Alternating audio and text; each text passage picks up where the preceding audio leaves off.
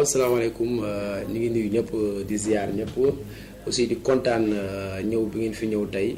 aussi di leen wax ne dal leen ak jàmm ci KIZ di leen wax ne KIZ dafa nekk benn société boo xamante ni mën naa ne man gérant bi la directeur bi la en même temps mais ñu fi nekk ñëpp ñu seen patron bopp parce que si cadre liggéey bi ñu nekk di liggéey parce que du man rek peut-être man ngeen gis mais am na ñu bari ñu nekk ci ginnaaw te KIZ dafa ñëw rien que pour dimbali mooy dimbali askan bi fi nekk aussi tamit jàppaleen ci yu bari parce que ñun ay xale lañ ay ndaw lañ bu ñu demoon nañ def ay immigration comme ni ko ndaw yi defee mais dañoo dem ba xam ni loolu instant bi ñu toll nii suñu dëkk ñun dañoo soxla. surtout banlieue bi parce que dañuy gis ni lépp ñu ngi koy liggéey au niveau du Dakar l'intérieur ñun pourquoi pas ñun ñu créer zone Guédiawaye KIZ boo mooy cas immobilier général maanaam ci wàllum bâtiment amuñu dara loo xamante nañ ko ciy bàyyi. tey jii bu ñu ñëwee dinañ dimbali client bi tette ko dina ko kër dina ko terrain nul su am bu ñëwee wax ñu budget client bi ñuy liggéeyal bu ñëwee tey dañ koy laaj lan mooy sa budget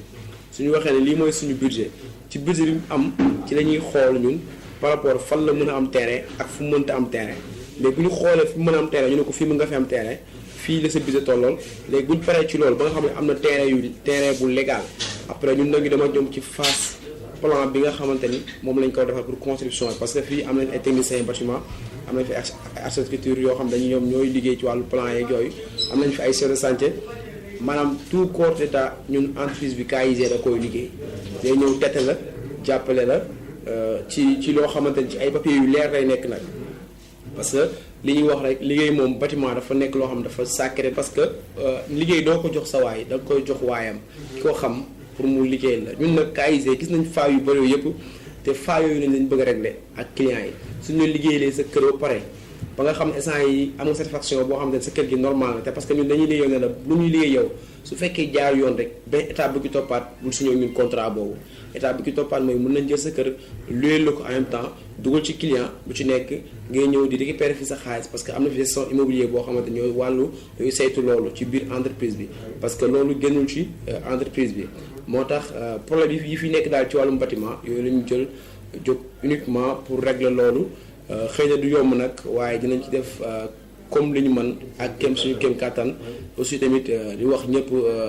ñu ngi dalal ñëpp ñu bëgg nañ ngeen ñëw xam secret KIZ naka la ñuy liggéey parce que KIZ nekkul lekk day ñëw xaar la nga am sa fond bopp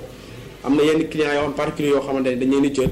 da ngay dem sa bâtiment nga liggéey ko ba sa bâtiment bi des ay finition su fekkee des na ay finition te yow amatoo doole boo ko àggalee KIZ day ñëw def financement am àggali la sa kër ba mu normal léegi su ko defee mu jël ay clients dugal fa di récupérer xaalisam te alors que yooyu yëpp yaa ko doon def mais moom dala koy faciliter pour rien que rek pour ñëpp yëg ci seen bopp ci KIZ xooluñu rek mooy ñi am alal ñi dañuy xool ñi am ak ñi amul ñëpp ñu mën a dimbali tijjil nañ porte ñëpp pour jàppale ñëpp waaye.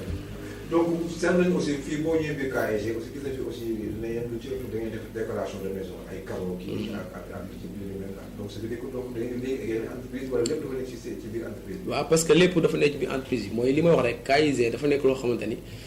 clients yi bu njëkk dañoo danaa liggéey ñoom ci benn domaine mooy maçonnerie ñu ne la est-ce que xamoo kuy wàccee carreau wala tey jii xamoo carreau yu baax wala tey est-ce que tey am nga atelier comme mën si aluminium boo xam bu lay liggéeyal affaire yooyu noonu est-ce que xam nga peinture extra ba mu jeex léegi nag KIZ loolu la ñëw pour régler loolu parce que moom bu ñëwee dalay contrôler lépp de A à Z parce que tey bëggul teg benn client pression mooy de toute façon ñun ñooy engagé wu ci lépp mooy ci bâtiment bi li ñuy wax sànq rek tout corps d'état ñu ñoo la koy defal. kon moom kon client bi yéen lay jël mais yéen a géré lépp lu jëm ci bâtiment bi jëm ci décoration bi jëm ci porte yeeg tout ce qui est plombier yëpp yéen a ko KIZ moo ko géré. voilà waaye parce que tey KIZ maanaam pour lu wax ñu def ko mooy des fois dañuy gis propriétaire bi day bëgg wax ak menuisier aluminium bi bëgg wax ak menuisier métallique bi bëgg wax ak peinture bi te alors que ñun expérience bi ñu ciy am moom propriétaire bi amu ko ci. léegi pourquoi pas ñu dem ba xam loolu surtout ñun ak formation bi ñu jaar ak fi ñu jaar ci Maroc expérience yi jëlee foofu ci naar yi ci wàllum bâtiment yi nekk foofu di liggéey foofu ñooñu dañuy gis ni ñoom ñooy def lépp propriétaire bi lu dul lan ngay am mooy bureau rek ngay dem bis boo amee problème amoo droit nga wax benn ouvrier da ngay dem ci bureau bi ñun ñi nga xam ne ñoo liggéey nga ñëw carrément déclarer li nga soxla automatiquement ñu fajal la loolu la KIG jóg moo tax KIG amul benn corps d'état boo xam ci bâtiment ouvrier bu ci nekk lu ci nekk da am ouvrier bi fii KIG muy lépp na ay xale yoo xamante ni xale yu xarañ ñoo xamante ni ñu mën la ñuy def lañ parce que ñun suñu liggéey wutuñu si rek xaalis dañ cee wut waaw góor ba pare ak qualité loo xamante ne day lu ñu bàyyee benn tay des fois da ngay liggéey ñi kii ni ñu naan ñoom dañoo cher la ñuy devis ñi dafa cher du question cher parce que bâtiment moo nekk loo xam ne dafa sacré mooy lan des fois da ngay gis ku jël bâtiment am di ko liggéey au lieu que ñu am benn devis bi ñu ko defal def ko par exemple li ñu war a liggéeyee 5 millions am ku ñëw ne la 2 millions KIG defal la 5 millions net nga ne non non KIG dafa cher parce que entreprise non nga jël jox kay nga xam ne 2 millions la laaj nga dem ba ci biir nga gis ay difficultés yoo xam ne nga commencé xulóog moom après finalement da nga koy mujj dàq doo am qualité bi te waaye du mën a àggali sa liggéey parce que problème da xaalis mooy dugg foofu noonu te yow doo nangoo wax ni client bi li nga ko fay client bi dina nga wax li mu fay ouvrier bi parce que du ko da koy rus a wax parce que li war a liggéey lu ñu naan bët du jonu mais xam na lu bokk àttan te KIG dafa bëgg lépp lu mu engagé rek mu dem ba clé jox la sa caabi nga dugg si jàmm ak salaam. léegi yéen déjà am na ay bâtiments yu bëri yoo xam tey jot ngeen kii am ngeen. bien sûr parce que instant bi toll nii ñu ngi am ay clients yoo xamante ne ñooñu doyoon nañu te wóolu nañu te parce que ñun client bi dañ koy rassurer ci li ñuy def. même bu xamul détail yëpp lañ ko expliquer parce que bâtiment dafa bëri ay mbóot yoo xamante ni gars yi dañuy jéggi duñ nangoo carrément veiller ci loolu parce que bâtiment fépp fu nit war a dëkk war fa yeewoo kooku da nga ko war a rassurer parce que bâtiment nekkul rek entrepreneur rek moo war a ñëw parce que entrepreneur dafa am ay accompagnant ñoo xam ñoo koy jàppale ci bâtiment bi parce que entreprise bi loolu taxaw entreprise bi tey nekkul comme cas rek ngeen gis non non am na ay cas am na ñu bëri ñu nekk ci ginnaaw ñoo xamante ni ñi ay contrôle bâtiment lañ ñi ay architecte lañ ñii tey ñoo xam nombre de charge bi bâtiment war a tenir ak nombre de parce que bâtiment tey ñu bëri dañuy am na domaine yu bëri yoo xamante ni parce que bâtiment vague la géej la kenn mënu koo jeexal waaye nag dafa am loo xamante ni boo ko tegee nit ñi xam fa nga jëm voilà. tey yéen lu ci seen i bâtiment biir géej waaye rek ngeen jot a liggéey wala am ngeen def liggéey ci région bi wala ak yeneen région. si am na ay bâtiment yu ñu liggéey dañuy am ay ZAC mbaaw dañuy liggéey waaye ay golf bëri na bâtiment yi ñu liggéey yëpp bi ñu koy wax tey jii du fi la ñuy fanaan mais am na yu bëri yoo xamante ni KIG def na ko. d'ailleurs KIG 2014 la. d'ailleurs livre bi ma lay wan livre bi mooy KIG bâtiment yi mu defar yëpp ci mi ngi ci livre bii nii. livre bi lépp lu KIG liggéey ci leneen li ñu jàpp mais KIG li mu liggéey bëri na ñu ko gis ci livre bi. mooy détails yi ñuy def ak façon bi ñuy liggéey ak bâtiment bi ñuy liggéey fan lañ ko liggéey propriétaire bi ñu tudd ñëpp dañ ko ci def voilà benn base la boo xamante ni gis ngeen ko yëpp KIG ñoo ko liggéey yii nii yëpp ngay gis ay bâtiment yoo xamante ne dañ koy taxawal te aussi tamit bu ñuy liggéey tamit ñun tey liggéey bi ñuy liggéey képp ku fa romb li nga xam ne fii KIG ñoo fi nekk liggéey parce que tey waaw parce que liggéey bi ñuy liggéey nekkul lu ñu ñëw rek déborder chantier bi non non bañ ko dañu am suñu équipement complet boo xamante ne moom la ñuy liggéeyee aussi tamit ay jeunes yu xarañ daal lañ nekk di liggéey gis yëpp ay réflexions yoo xam ne ñoo koy def ñoo koy liggéey. très bien macha allah. mais tey ñu ngi leen gis donc déjà en dehors du bâtiment nga xam ne yaa ngi ci jàpp ci A à Z. mais ñu ngi gis surtout gestion parce que dañu def benn remarque ne lu ci ëpp boo xoolee gestion immobilière xaw complexe. muy diggante location locataire jàppal lay huissier bi dugg na fii nangam sax mais yéen comment ça se passe yéen. waaw parce que loolu li ñuy wax rek loolu tamit dafa nekk beneen domaine boo xam ne ci biir liggéey bi parce que dafa xaw a sacré tuuti liggéey boobu. dafa laaj prudent dafa laaj teey parce que clients yi ngay dugal tamit da ngay ñun tamit dañuy suñuy jox sa kër suñuy luyee sa kër di ko war a jox client bi dañuy xool client bi ci boppam d'abord dañuy xool est-ce que client bii nii attan na ko wala ndax attanu ko parce que yooyu ay questions yi ñuy laaj la ba pare dañuy jaral des fois KIG di déplacé wu xool fi nga dëkk milieu bi nga dëkk ak ñaata ngay fay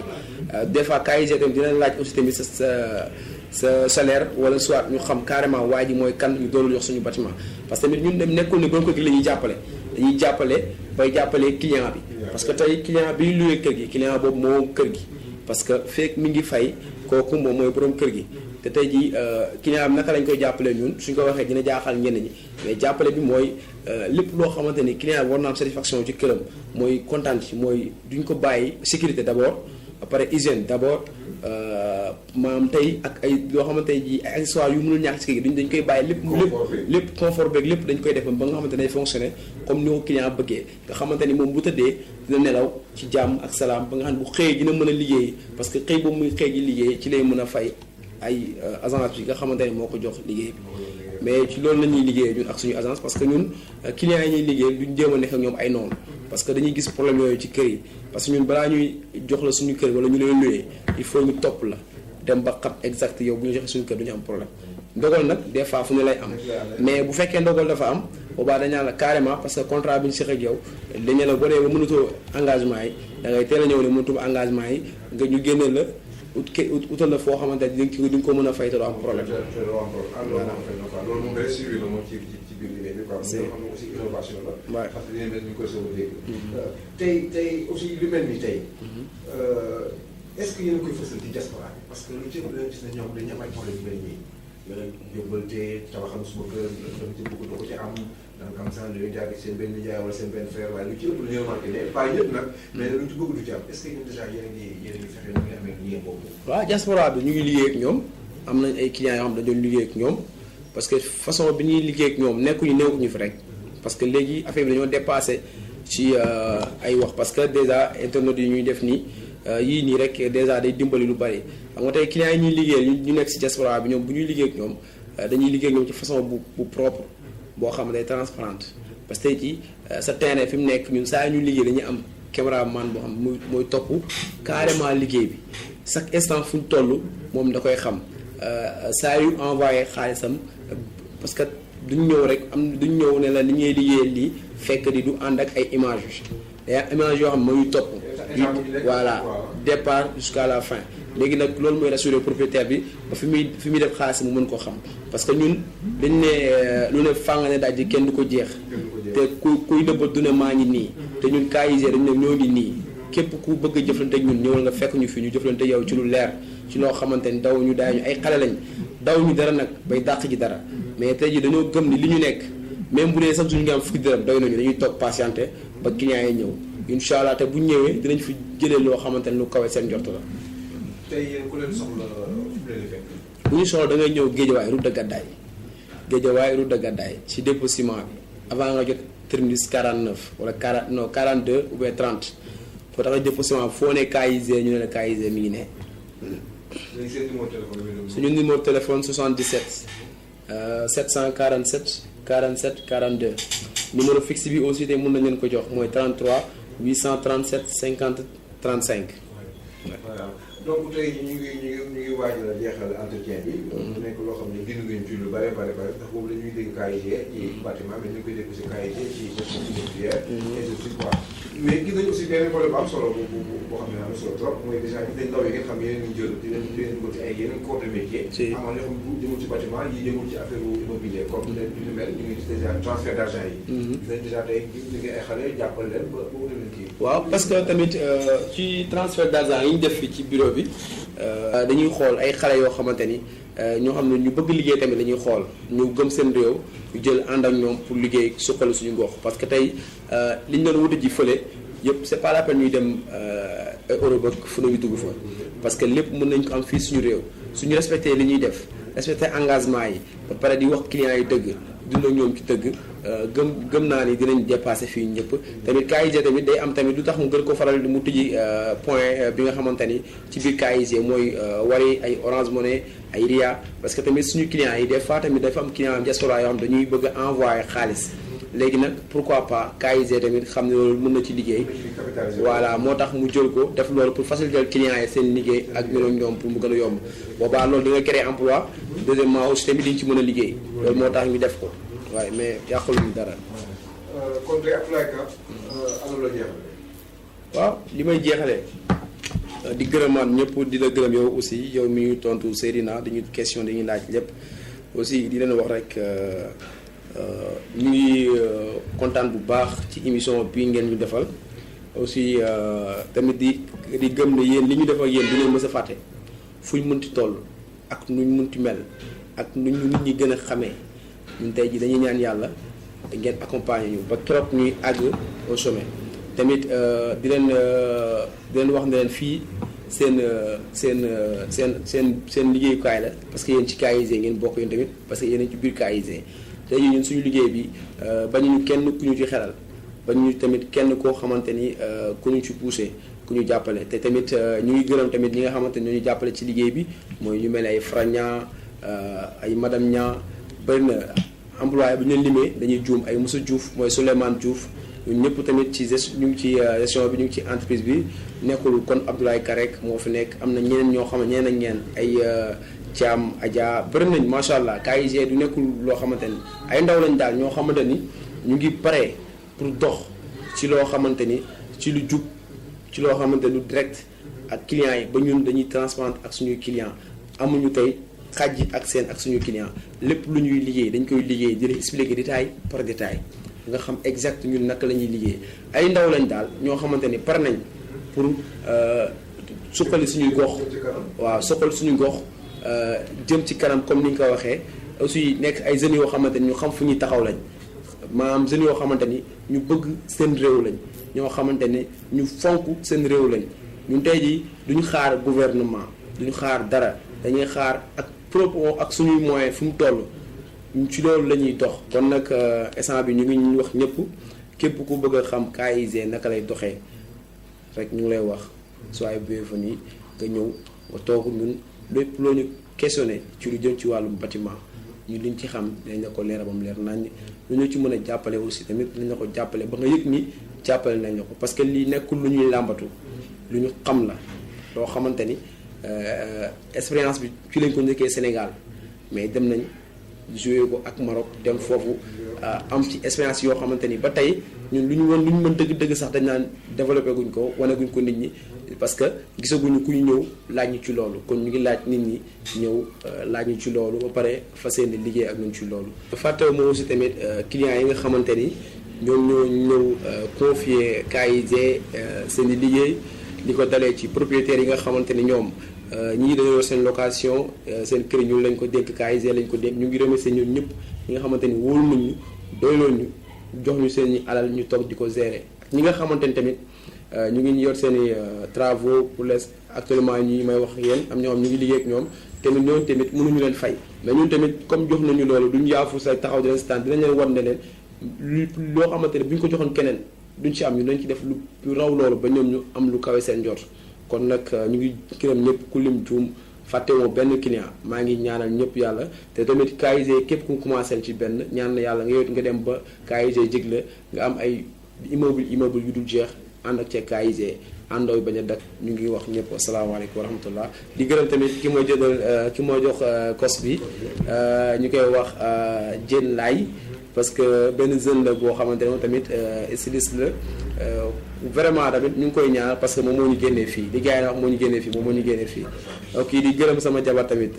moom it ak sama papa ak sama yaay macha allah ñooñu tamit accompagné ak sama sëriñ di daa bu sa Dramé jërëjëf macha allah.